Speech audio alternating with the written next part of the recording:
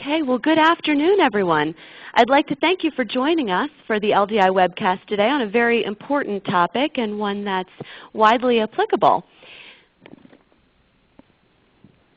And I would also like to thank our sponsor. This webcast is supported by the ONS Foundation through an unrestricted grant by GlaxoSmithKline. There will be CNE available for attending this webcast. You'll find the post-test and evaluation on the webcast tab of the LDI virtual community, as well as the Evaluation Center. And the link, there will be a link at the end of this webcast. In accordance with ONS's full disclosure policy, the planners and presenters of this webcast have disclosed no financial relationships with any commercial companies pertaining to this activity. And questions and answers, questions and comments I should say, are encouraged throughout the webcast. As I mentioned earlier, please do be sure to mute your phone if you're in a noisy environment. And we encourage you to ask questions by clicking the raise hand at the top left-hand side of your screen, where Richard will call on you. If you would prefer to write your question, if it's of a more confidential nature or if it's a question for the end of the webcast, you can do so by entering it in the Chat with Presenter box in the lower left-hand part of your screen. So today's speaker is one that many will remember from LDI, and that is Richard Friend. He is the founder of Friend & Associates. And Richard and his colleagues have spent many years helping individuals and organizations develop their leadership capacity and giving voice to the power of inclusion. And I won't spend a great deal of time on introduction. I know Richard's presentation and his work speaks for himself. So I would like to turn this over to you, Richard. Welcome, and thank you for joining us today. Oh, well, thank you, Kate. And I'm just so thrilled to be working again with ONS's LDI. It's always a great group to work with, and I'm thrilled as well.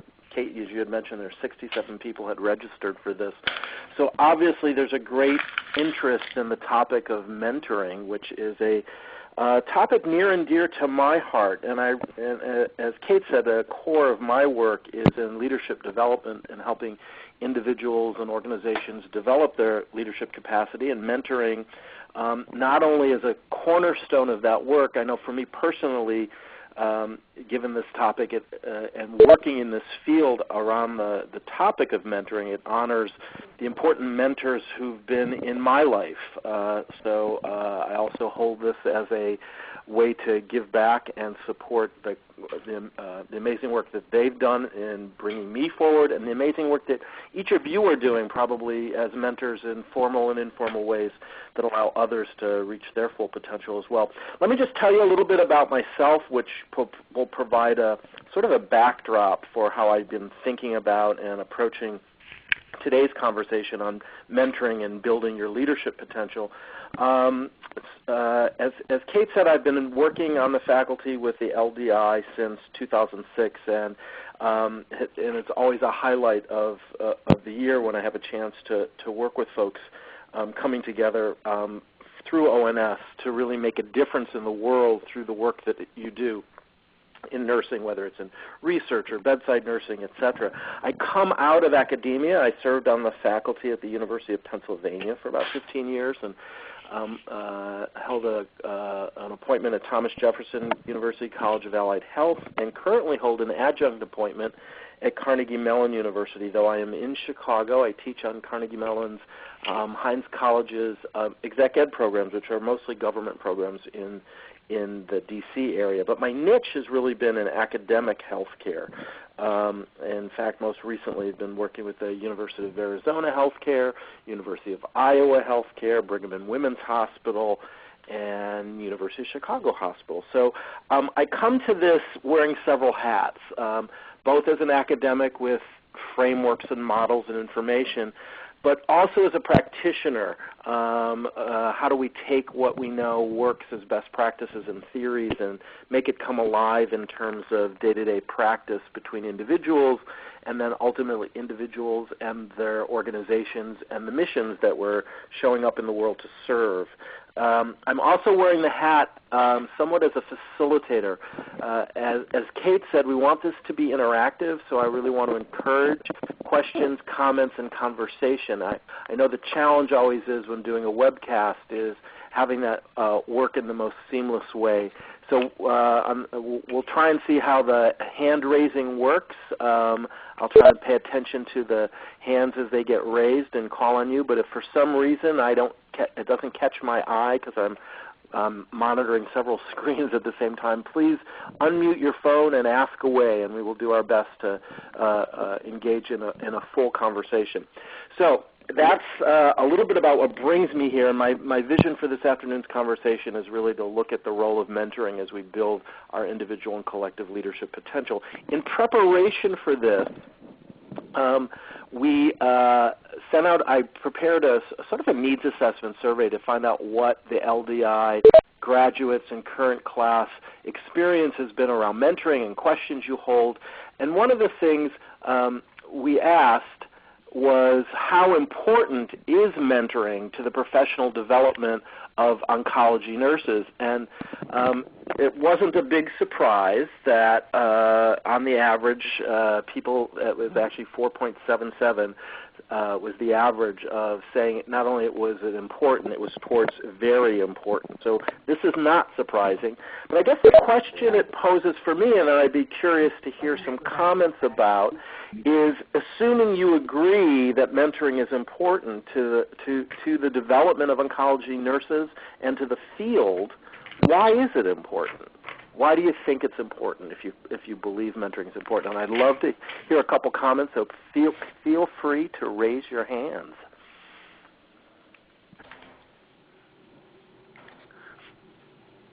Or just sing out.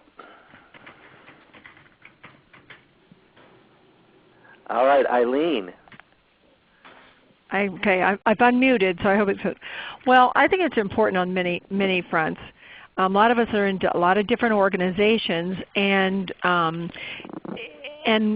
we always want to learn from the people who have more experience than us, and it's nice to have that person to be tagged with that you can learn from to learn a new role in your organization, whether it's where you're working in your unit or whether it's through ONS.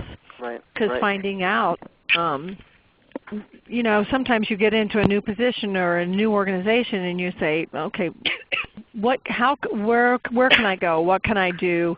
Right. What's available for me? And the best way to do that is to have, I call them the buddy. Yeah, to have a buddy who helps you sort of navigate the new space in the new organization, who can pass on their experience, which may not be specific, though it could be, to the oncology nursing, but it may be around that organization and how things operate there that unless you live and breathe there, you wouldn't know. And we do that in almost everything we do in life, period. Exactly. We always look for somebody who has that more experience that you can learn from. So, and we need to carry that on. And also, if we want our organization to last way past us, we have to engage people younger than us and people. So that's my thing. Great, Rose. Do you have a question? I was going to say a little bit about the same thing. Is like the nursing profession kind of has always been notorious for, so they say, eat their young. A lot of people, younger nurses who come on to floors and or just be brand new to nursing. A lot of the older nurses don't always see things the same way, or they may kind of squelch some of the things they want to do and not really embrace the new nurses. And I think a lot of that has to do with generational differences, because right now in our workforce we have like 4 different generations working. Exactly. And to really have a new person come in and to be embraced by the more experienced will keep them in the profession, and also, like the last person was saying too, will move our profession forward. Absolutely, and we have some other folks who are chatting the same sort of notion that if in fact there's this sense of nurses being known professionally to eat their young, how do we ensure that there's a path forward for the next generation? In fact, when we did the poll, when I did the survey beforehand, let me share with you some of the reasons folks said mentoring is important to the field, and they match. Oops, sorry, I jumped a screen. They match very much with some of the things that you just said. But let me add a couple. For example, lifelong learning beyond technical knowledge. Clearly that, as I think it was Eileen who said, that we have to learn from others with more experience, and some of this experience is beyond the technical knowledge of nursing. But if one is called to the field, what are the things that we need to know beyond what's taught traditionally in a nursing curriculum in nursing school, and the elements of what falls under the art of nursing? So all those things beyond technical knowledge. It's also clear, and folks felt, and this is not unique to nursing, but I think there's some complexity, especially in oncology nursing, that the field of nursing is very changing and very dynamic. And these changes are, for example, just in daily oncology care, new drugs emerging, new studies that people have to stay abreast of and understand to stay effective in their role. The call and the need for working more in an interdisciplinary fashion across fields with ophthalmology, radiology, gerontology, pharmacology, and how do we work effectively across those fields, and mentoring can help us in these interdisciplinary challenges as we sort of work the complexity of the grid, and the call and the need for nurses to be at the leadership table. So as we look at the changing and dynamic nature of what it means to be a nurse today, people were clear in saying that mentoring has helped them as a resource for doing that. The other two reasons were, and this is what you've alluded to already, was the leadership pipeline. If nurses are known to eat their young, how do we ensure the future of the profession, which has, in my opinion, enough or sufficient intergenerational talent? So it's not just to mentor and bring up the next generation so that we don't recreate this notion of eating the young, but also to understand that the young have a great deal to teach us. And young may be young in years, it may be new to the profession, a second career, a third career, and yet fresh and new eyes that can teach those of us who've been in the field for a long time new perspectives, new ideas, new ways of thinking, of seeing the water that we've been swimming in a long time. And obviously with the unprecedented number of young nurses who are leaving the field and boomers who are retiring, we have to pay attention to the pipeline. And I would add, and it's interesting because I think, Eileen, you had mentioned this as you talked about learning from someone who's more experienced. Mentoring at its best, and probably for those of you who've had the opportunity to serve as a mentor, whether formally or informally, can relate to this, is that mentors will report how much they've learned and how much they've gotten out of the mentoring relationship. So mentoring at its best is an exchange and an opportunity to learn from each other. And those were some of the primary reasons folks said in the poll why they thought mentoring is important to the field. So let me ask this before we're going to sit with this for just a second. I want to do a quick poll of your opinions. If these are the 4 reasons that folks in your cohort, the LDI group, believed mentoring is important to the field: lifelong learning beyond technical knowledge, the complexity of the field and how dynamic it is, building the leadership pipeline, and or the fact that mentoring at its best is an exchange, or some other reason.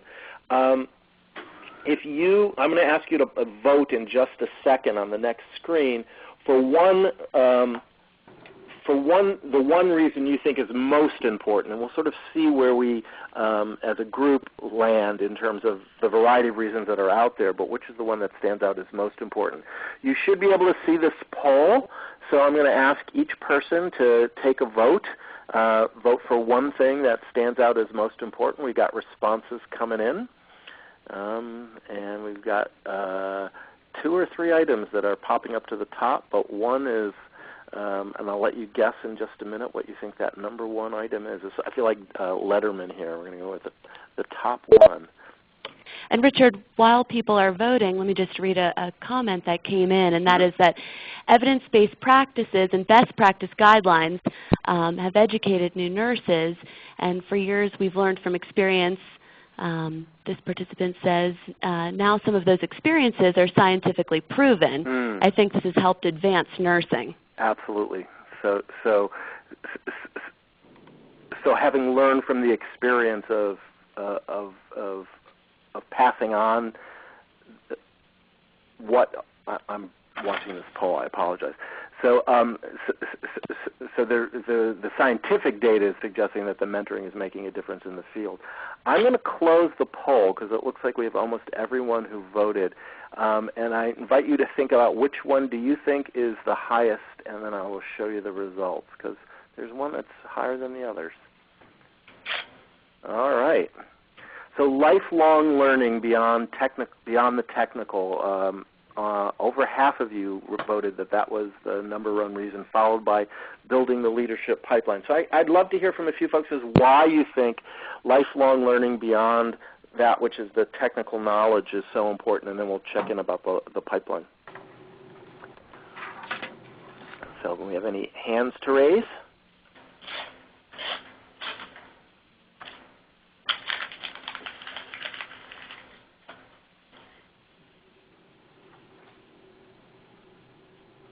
Anything surprising by this?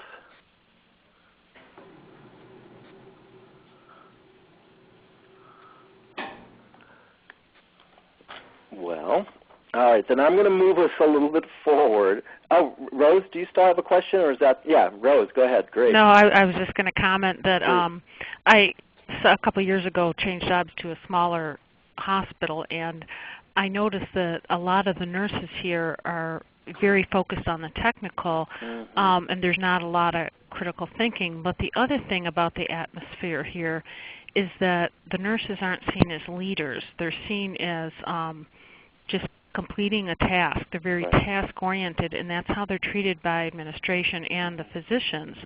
And I think to get past that, they have to be mentored into the thought that what they say or what they think is important and adds to the total care of the patient.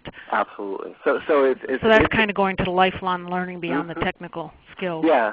So that if others are viewing me primarily as a technician, how do I inspire the confidence and the sense of my own leadership potential in others?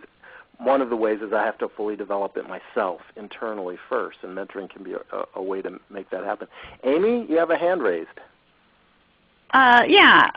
So there's actually, truth be told, about 4 of us here in this room, and we're just sitting here trying to come up with a collective answer because I think this one hit a button. But we were talking about just the diversity among the 4 of us between experience in different areas and education backgrounds and experience as nurses. I mean, that seems to be the common theme is experiential knowledge and some of the different types of what to-dos and what not to-dos when it comes to interacting with peers, be it other leadership or examples we've all had along the way. Sometimes that's difficult to impart in a classroom setting, and it can be shared in a mentoring relationship. So that was kind of something we identified. So the things around navigating the workplace, navigating the external environment in which you do your work to promote the field, to promote the purpose of why you've come into the field, is not something you're going to learn necessarily in a classroom. Right. Awesome. Great. Well, I want you to think, if you would, about whether it's lifelong learning beyond the technical, building the leadership pipeline, or any other reasons mentoring could or is important. And think now about your own life. And someone who has stood out for you as a best mentor, someone who comes to mind when you think about a mentor who's made a difference in your life. And I'd like this to be someone real from any context. It doesn't have to be just in the workplace. It doesn't have to be just in nursing, but someone who stands out as a best mentor. And I want it to be someone who's real, not sort of a fictional character, not a composite of people. So if you come up with Florence Nightingale or Mary Mahoney, you're going to have to come up with a really good story to support this. But what I'd like a couple people to share is what characteristics or traits made you think of this person and them as your best mentor. Why did this person come to mind, and what did they teach you about mentoring? Rose. Me again. Well, when I first got into nursing, I actually became a float nurse, and I floated, throughout the hospital because I wasn't sure what I wanted to do. And I really liked working on the oncology floor because everybody really loved their job there. The other floors, it was more like just a job. There it was something more.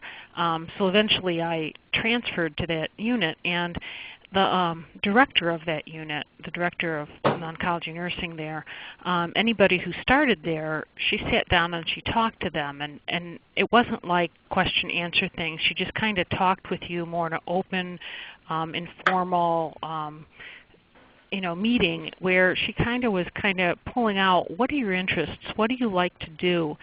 And the interesting thing is then I had mentioned that I like, I'm kind of interested in the research field, and several years later, a position came up, and she came back and said, this is open. We would like you, to try this if you like it. So it's like, and she didn't do that just for me. She did that to everybody on the unit. So it was like she didn't care about just, getting the work done, the budget and things like that. She actually was out looking, getting to know all her employees and how she could best help them progress in their career. And she also got us all involved in ONS. She's the one who got me to join. Great. So she was always looking out, not just this wasn't a job, this was a career, and she was going to help every single person on that unit pursue what they wanted. Awesome. What was her first name? Jo. Jo, great. And Amy, group of 4, you have your hand raised?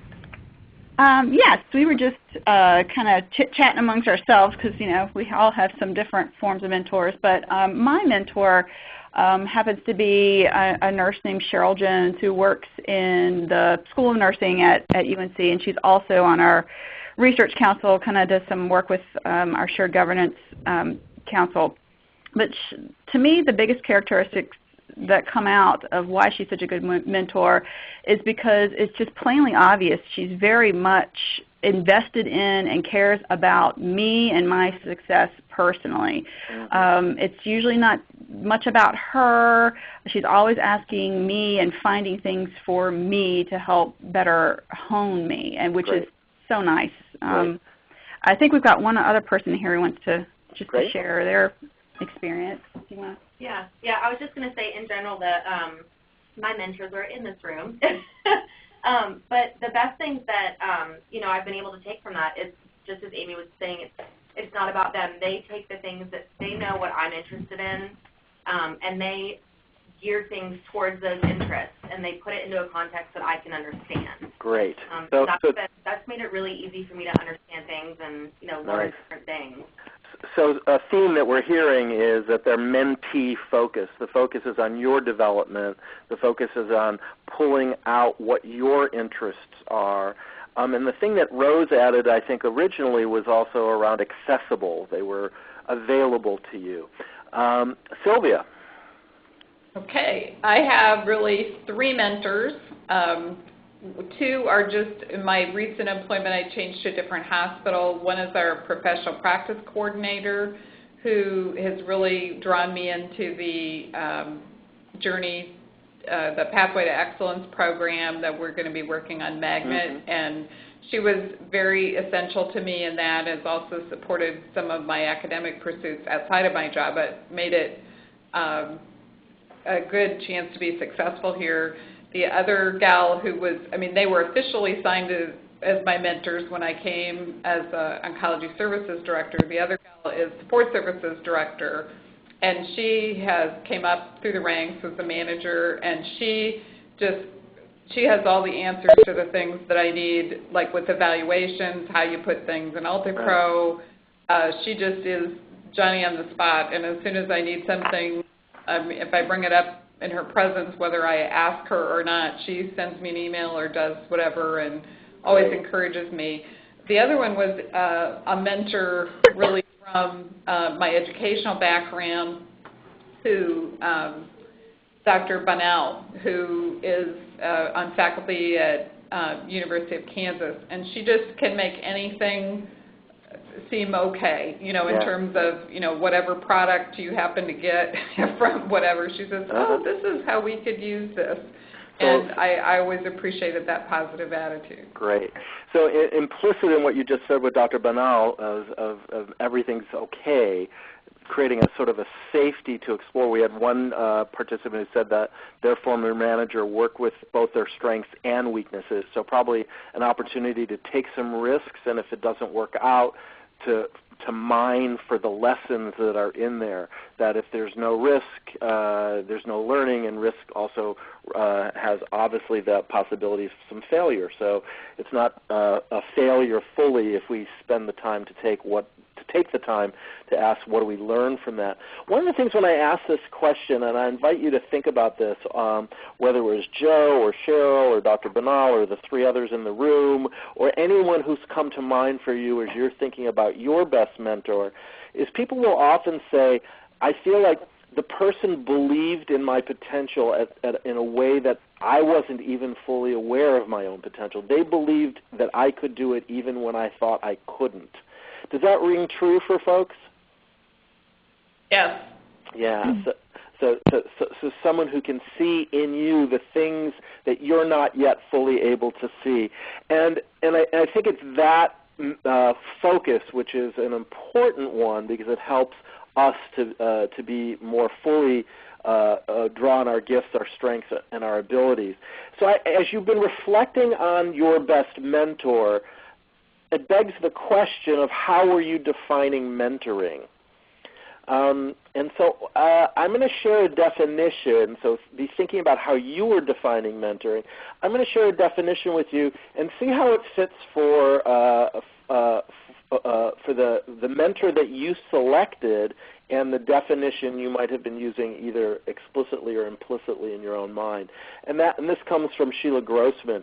Mentoring in nursing encompasses a guided, non-evaluated experience, formal or informal, assigned over a mutually agreed-on period of time that empowers the mentor and mentee to develop personally and professionally within the auspices of a caring, collaborative, and respectful environment. What do you think of that?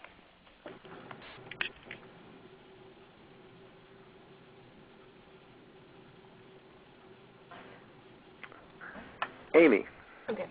The first thing that comes to mind that I like about it is the part that talks about non-evaluated experience. Mm-hmm. And that's what I really find, too, with my mentor and various other people that I think are mentors, that it's not about judging and it's not about, we may talk about goals, but it's not confining. It's very fluid, and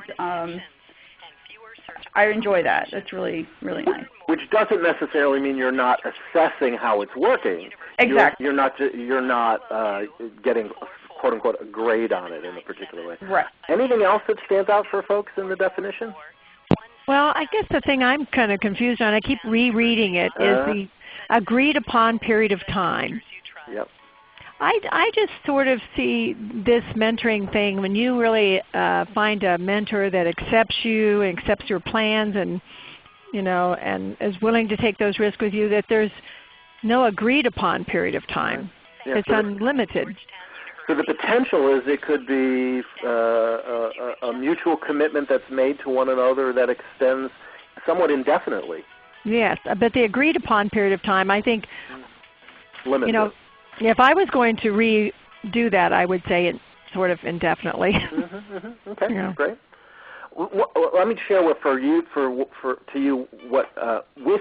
stands out for me in this definition. One of the things is that empowers the mentor and the mentee. Mm-hmm. So there's this notion of mutuality in it, and it goes back to what I said earlier, that mentoring at its best people who've been mentors will say that it's helped and developed them personally and professionally, both a specific mentor-mentee relationship, but the opportunity over a period of time to serve as mentors as a mentor to many folks. So that this notion of it being an exchange is a useful one. In fact, I do a lot of work in diversity and inclusion, and if you look at some of the formal programs, that mentoring programs that are out there, we have things like mentoring exchanges where you put people together in mentoring pairs or mentoring groups with the expectation that they're going to that each is going to mentor the other. So typically it's seen as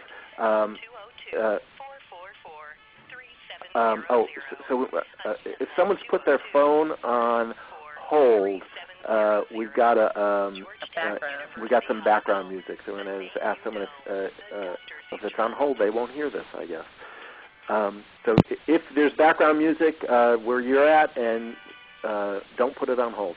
Anyway, so these mentoring exchange processes take advantage of this opportunity to say, for example, intergenerationally, there's things to be learned in multiple directions or across other dynamics of diversity. Let me ask, I'm going to move us forward and ask you to think about because I know in many organizations, and in some ways, by definition, mentoring and coaching get used interchangeably. Is there a difference between mentoring and coaching? And if so, what do you think it is?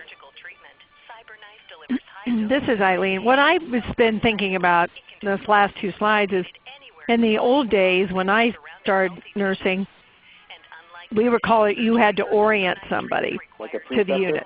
Yes. And I think that nursing has evolved from that orienter, preceptor to mentoring. Yep.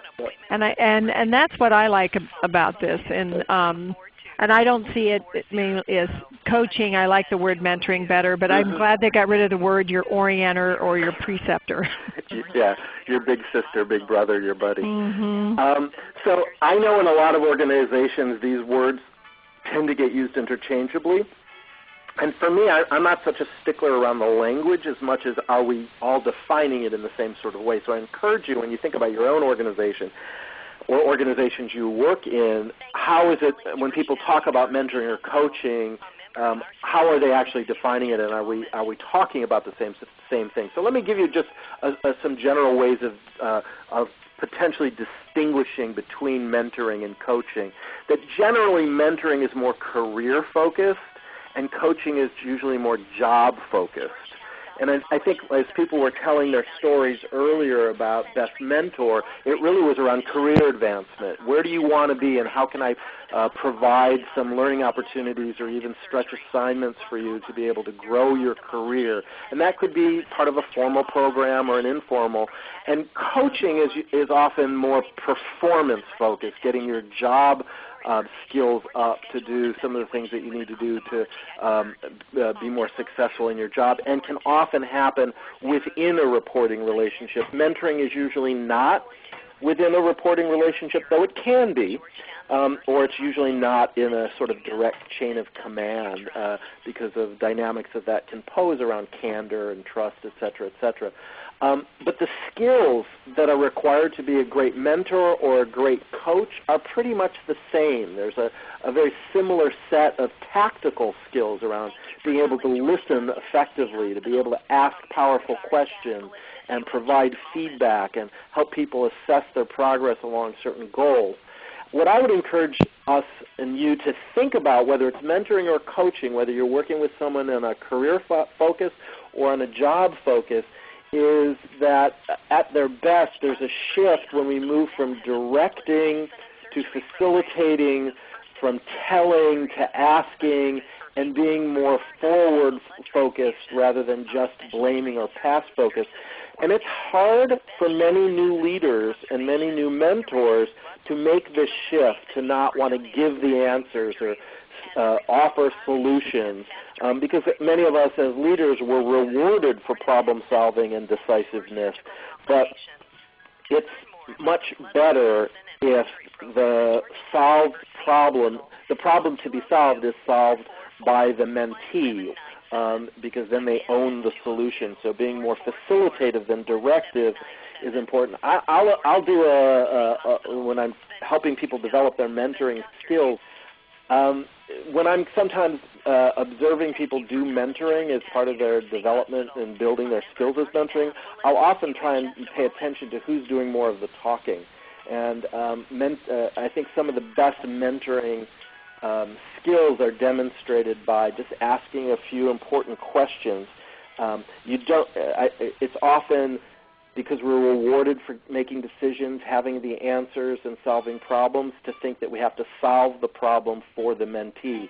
It's not necessary to have all the answers, but to really know the right questions to ask is a gift and a skill. So I invite you, as you think about your role either as a mentee or a mentor, who's doing more of the talking? And if you're the mentor, to keep in mind this acronym, WAIT, W-A-I-T. Why am I talking? So when you're talking, be intentional about it. Is it to ask a probing question, to get clarification around something, or is it to provide an answer? When we did the survey in advance of today's session, folks identified a variety of factors that they felt contributed to the success of mentoring in their own experiences.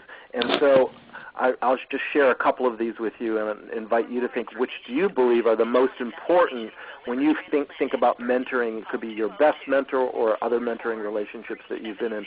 That having a mutual trust and respect and a mutual willingness, commitment, and availability. And so the word mutual stands out in both of those, that together, mentee and mentor, we trust and respect one another, we have each other's back, we're there to support the success of this relationship, and in so doing, we keep our commitments to be available to one another. That there's clear expectations, goals that are set formally or informally, or as we spoke before, that there's a belief in the mentor about the mentee's potential, and that the interactions between mentor and mentee are consistent. So as you look at those,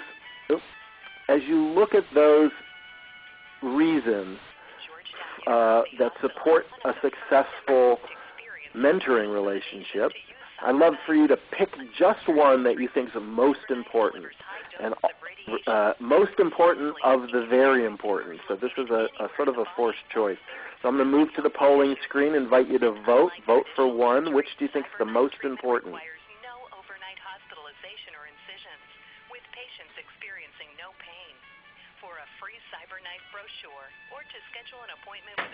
All right, we got some votes coming in. And we're neck and neck here on a couple.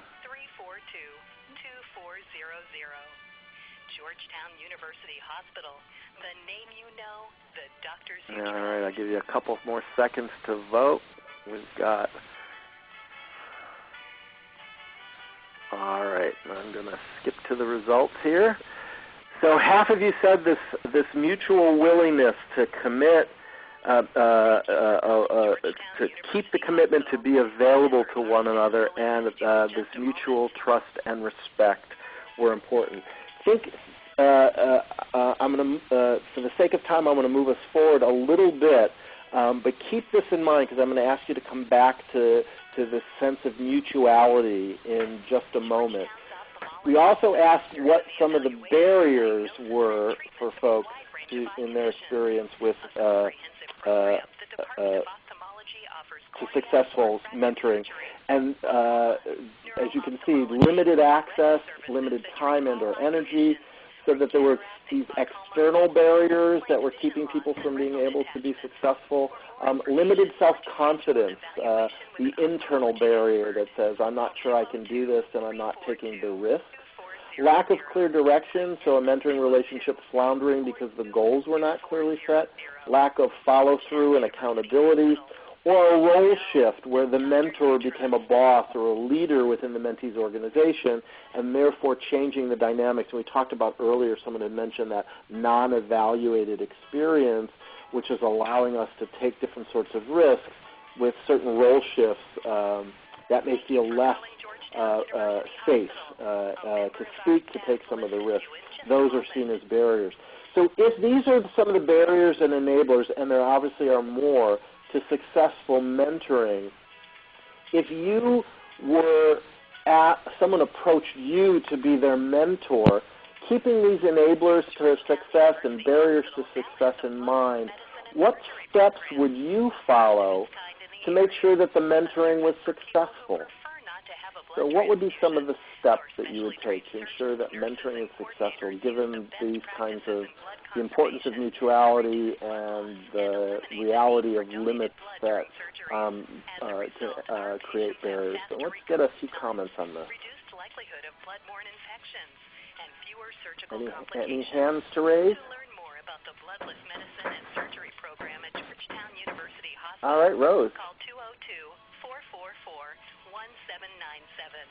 Again, that's 202-444-1797. Yeah, so we were just talking about, setting aside time, just really trying to be proactive of setting aside time, be it have coffee with your mentee, make a note to self to touch base with your mentee. Just the time thing we saw was the biggest barrier, and to try to overcome that, how could we carve out time to make the relationship happen? Mm-hmm. So make the time, to make it a priority, and to set the time, but also not to make it, whether it's coffee or a note to self, to not only to remind yourself to do it, but hopefully make it something that you can do that's easy to do. Would there be steps that you would follow in order to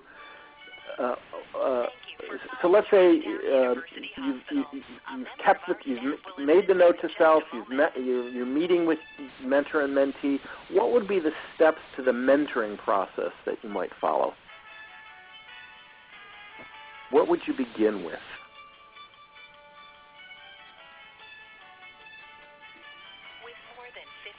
Amy, go ahead.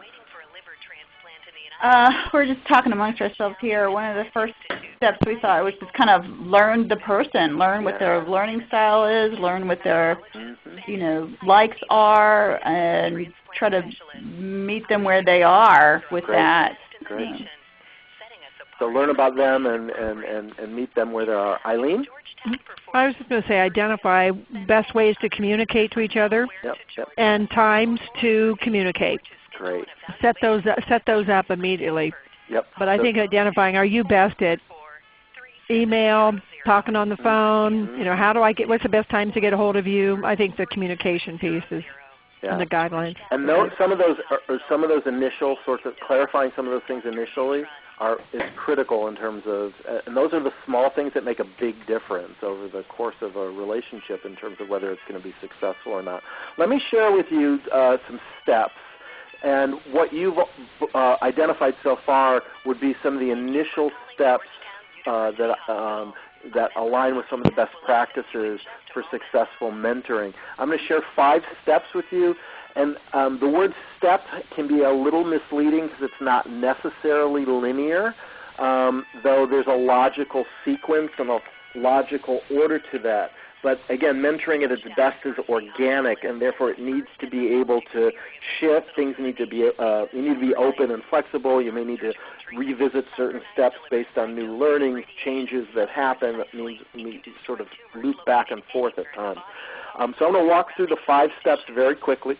The first step being to prepare yourself. If someone approaches you about being a mentor, so from the mentor's perspective, it's important to look inward first and say, am I a mentor? Am I someone who likes to do mentoring? Am I too tell-assertive? Am I more likely to just tell this person what to do rather than help them arrive at their own answers? Is this something I want to do? Do I have a passion for this? Am I the best person for this person right now? So I have to know myself whether mentoring is a gift and an ability that I own and bring forward and have the time and the bandwidth to offer someone. So the second step is getting to know the other person. I would say the first step for the mentor is to make a decision. Can I bring to this relationship what's going to be required? So assuming the answer is yes, then we decide to initiate the exploration of a mentoring relationship. Then my role as the mentor is to really pull, to ask questions, and to really seek to understand each other as we learn to understand and discover, is there a fit between us? Does your learning style and my learning style, do they work together well? We may have completely different styles, and that may be perfect for us right now, or it may be the wrong match. So we need to find out about each other and will we work well together. And this is where the last two bullets on the slide become really important. We already mentioned discussing the logistics. This is absolutely critical. Things like timing and the setting, how often are we going to meet, how are we going to meet, is it going to be face-to-face, is it going to be over the phone, is it going to be Skype, is it going to be email, what are the expectations, and can we agree to these expectations in a way that work for both of us. It's also important at this early stage, and this is all under the umbrella of being proactive, to anticipate that over time there's going to be challenges. The work, if we're taking risks and working hard, there's going to be resistance. There's going to be difficulties. There may be unexpected things that show up from the outside in. And so talking early about how will we address challenges when they show up so that we have a strategy before we need it is very helpful. So, for example, how do we deal with a last-minute cancellation or a need to reschedule when we've made a date to get together to meet? What's the protocol around that? When we have worked on certain assignments, stretch activities to help grow in a particular area, and those assignments aren't met or done or commitments aren't kept, how do we, with grace and firmness, address that? So having that conversation before those issues arise is really helpful early in the relationship. The third step is assuming we've agreed that we're going to initiate this relationship, we're moving forward, now it's an opportunity to identify what are the goals.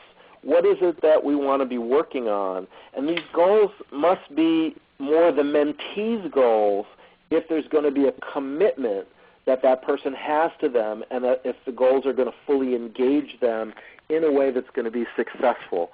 So rather than, as the mentor, saying, I think you should work on this, it's around pulling and helping the mentee identify what is it that they want to work on, what is it that has meaning and resonance for them, what will success look like, how will you know when you've been successful at this, how will you hold yourself, or how will you be held accountable to these goals once we've put them into action? And then for many of you are familiar with SMART, so this is a useful acronym in setting goals, and it works well in mentoring as well. So the goal should be specific, measurable, aligned with a purpose, realistic, and time-bound. So let me share, for example, if we were working on, someone wanted to work on delegating as a goal, and I found a mentor who's willing to work with me, and we've decided that this is going to be a good fit for us both right now. So I might be in the process, my mentor would be asking me questions and helping me think through what is it that I want to, why is delegating important, what is it that I want. So I may say I want to be able to I want to be able to effectively delegate important but non-critical projects. So that may be the specific part of my goal, so that I can free up 5 to 6 hours of my time every week. And with that 5 to 6 hours, I can focus on our department's new strategic focus, or to be at the leadership table. So I've measured it at 5 to 6 hours. It's aligned with my purpose of growing my place at the leadership table. I want to be able to use my current staff who demonstrate growth potential. That's to whom I want to delegate, and I have staff to whom I can delegate, so it's realistic, and I want to be able to accomplish this over the next 2 to 3 months. So as we're working together, this might be a smart goal that we clarify to begin our work together. And this may just be the first pass, because it may be 5 to 6 hours time, may be too much, it may be not enough, and we circle back to this goal as we work on it. Then as we move into the next step, 4, which is planning. If I've got now a goal, how am I going to meet this goal? What am I going to be able to do to be able to successfully delegate the important but non-critical tasks to free up 3 to 5 hours a week? So we then get to be creative, and this is the part of the mentoring process that should not be rushed. Consider lots of options out there before deciding what am I going to do. So let's explore together what the various options might be to help me develop myself in the area of delegation. I might want to read some books on delegation. If I'm a reader, I might want to take a class on delegating and time management. I might shadow someone who's a great delegator. I might assess the readiness of my staff, who I assume are ready to take on some of these delegated tasks. So we would explore and brainstorm a whole variety of options and then pick some that we say priority-wise we're going to work on. And then put together the plan once we've generated a broad range of options. And then we try out a few of them and assess our success. So if they work, then we move forward and we try out some other ones. And if they don't, we may need to reset some plans and reassess. We also assess the whole mentoring relationship over a period of time to say, how's this worked? Do we have some new goals we want to set? Someone earlier said that doesn't need to be time limited, and it doesn't need to be time limited. But I would argue it is useful to periodically assess, is this relationship serving us both well? What other goals might you want to be working on that we hadn't talked about, and to set some new goals moving forward as we go. So those would be 5 steps to keep in mind. And again, it's not etched in stone. It's a model to help you think iteratively as needed what would be some of the core components of a successful mentoring process. Many folks in the needs assessment wanted to know, how do you find a mentor? So I was going to ask, what have you done to find a mentor? But I'm aware of the time, so I want to move forward and offer you some tips for what you might think about when looking for a mentor. I would invite you to think in 3 elements of finding a mentor. Look first inward, then look outward, and then ask. Open your mouth and ask. So looking inward means you need to begin with knowing what your general goals and needs are. Be clear on the why and the why now. Why do I need a mentor? And why do I particularly need a mentor around this opportunity now? Know your learning styles and think about what kind of mentor would serve you best. We talked a little bit about that. So once I know and I've looked inward first around what it is that I need and why I want it now and the kind of mentor that would serve me well, then I need to look outward. Spread the word. Referrals are a great way to find someone if one person doesn't come to mind right away. So spread the word. Ask trusted colleagues and associates for for names of folks they might recommend. Scan your circles widely. So think about a lot of the circles that you're in that might not normally be from where you would pull a mentor off the top of your head, and widen those circles. So scan your circles widely and widen your circles. But think professional groups.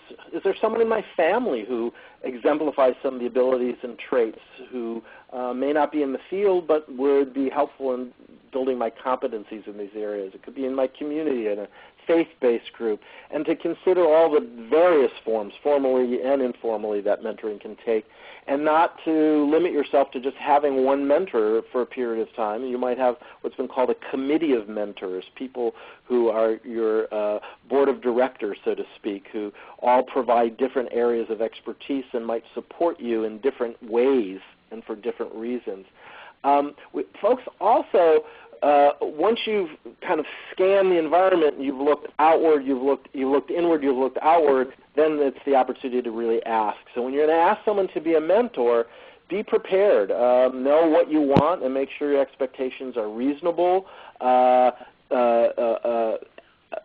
You could even test the water by asking someone to be your mentor, who you're considering to be your mentor, so just for some advice around a specific issue or topic, and say to see how that goes, and to test the water without making a commitment either way for you or for them for some long-term period. You can make a direct ask. I admire the way you skillfully delegate, and I'd love for you to mentor me on this. I'd like to get better at it. Or you might make an indirect ask, which is, can I take you to lunch? I'm trying to work better on certain skills, and I'm looking to pick your brain on someone you might recommend as a mentor. In your mind, they may be the perfect person, but when you ask them to recommend someone, if they're not, they don't have the bandwidth, it's a more indirect sort of way of doing it. Also, folks wanted to know, what do you do if the mentoring relationship's not working? Several folks asked about how do you have a graceful exit. This is why what we talked about in step 2 of the successful mentoring process is so important, that you need to be proactive. Anticipate that there will inevitably be changes. Time commitments may change. What you thought was a priority is no longer a priority. Conflicts or unmet expectations can occur. And so have a strategy for addressing this early on that you've already talked about. And then regularly assess, how are we doing? Is this working? And be able to talk about what's working well and what's not working in regular sorts of ways, in what's called a formative evaluation, which is something you do progressively rather than just a summative evaluation, which is what you would do just at the end. Doing summative evaluation is important, but the formative along the way helps you to identify when it's not working, and then having that proactive opportunity to say, when it's not working, we've agreed that either one of us can just say, this is not working, and we might decide to gracefully exit. But we need to do that face-to-face. We need to explain why, so you can sort of build some commitments early on around what that will look like in case you need it. It's also helpful to have shorter timelines if the relationship is untested, so that we would say, would you work with me for 6 weeks on this? And if we both agreed to 6 weeks and 4 weeks in it's not working, it's easier to make a graceful exit after 6 weeks when you've only had 2 weeks of it left where it really wasn't working. So having that shorter timeline can be really helpful. The other thing we asked about was, what from building your leadership capacity were areas that you still felt like you needed some development in. And the kinds of things people talked about really fell into 3 areas, which I'm going to talk about as self, network, and team, using some of the language that comes from Linda Hill, which we'll talk about in just a minute. But the 3 areas really had to do with managing myself, the intrapersonal, building self-confidence, managing time and delegation, the interpersonal, dealing with others, providing feedback, dealing with conflict, and then dealing with the organization. How do I influence others? How do I manage the politics, be a better leader in terms of building my business acumen? And these areas of self and team and network align with some fabulous new research that's come out of, done by Linda Hill and Kent Lineback from Harvard. We talk about the 3 imperatives of becoming a great leader: managing yourself, managing your team, and managing your network. So I invite you to keep these 3 in mind, because I believe strongly that mentoring can help in all of these areas. So if we're managing ourselves, it's really, as a leader, how might mentoring help me build my competence and my character?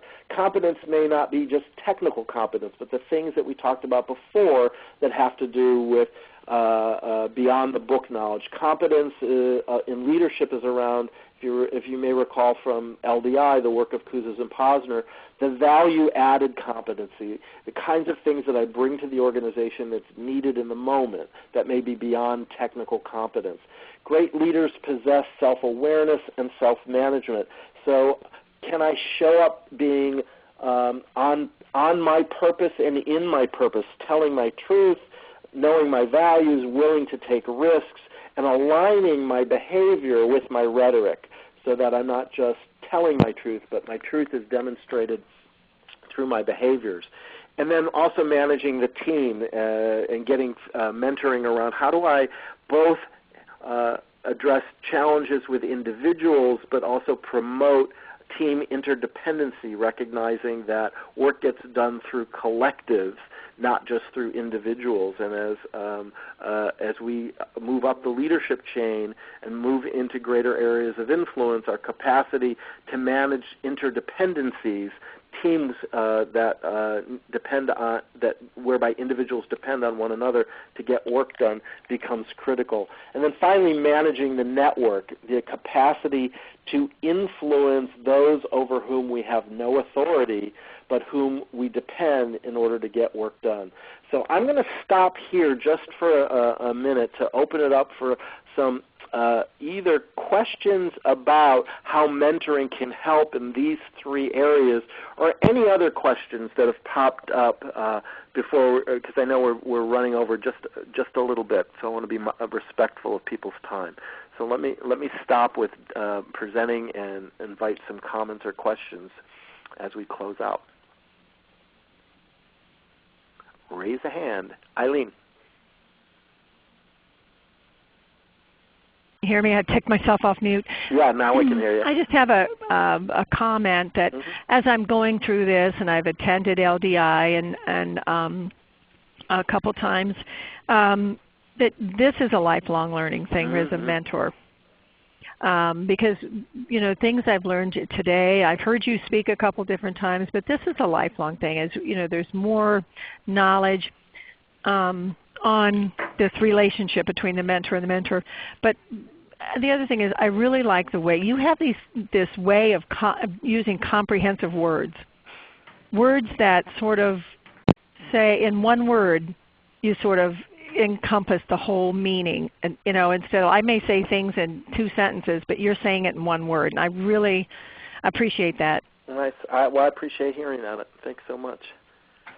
Other comments or questions as we all continue in our journey of lifelong learning?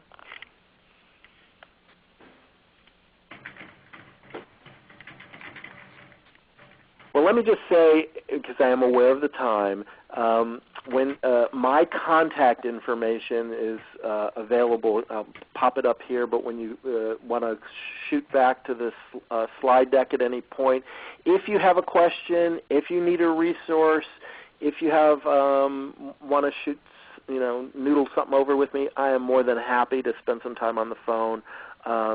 And as one of our people is chatting now that says mentorship and leadership is an act of giving of yourself to others. So I am offering myself to others in that regard. So feel free to pick up the phone or shoot me an email because none of us can do this alone, and I always learn great things from the questions that people ask as well. So if I can support you in your success in any sorts of ways, just let me know. I'm going to, I guess, turn that back over then to Kate. Kate, is there anything we need to say about the continuing nursing education credit, et cetera? Yes, and first I'd just like to thank you, Richard, so much for presenting today. I think there was some great discussion and some wonderful information, and there is a bit of information that Richard was not able to get to today. I wanted to let everybody know that I will have the slides posted a little bit later today on the LDI virtual community so that you can see that additional material. There's just so much fabulous material on this important topic. Yeah, so just so people know, I skipped over some of the things around managing organizational dynamics that get framed as politics, that managing the network, and I know there were some questions that folks had about that. So those resources are in the slide deck, and they're pretty comprehensive, but the book, Being the Boss, will also be a good resource. That's right, yes. And so thank you so much for your time. Thanks to everybody for participating today. I do want to remind you that there is CNE credit available for this, and that the link to the Evaluation Center will be available a little bit later today as well on the LDI virtual community. And I also would like to remind everyone that there are several webcasts there on various leadership topics. Please share this with your chapter members and colleagues because there is still active CNE for those. So once again, thank you so much to Richard, and thanks to everyone.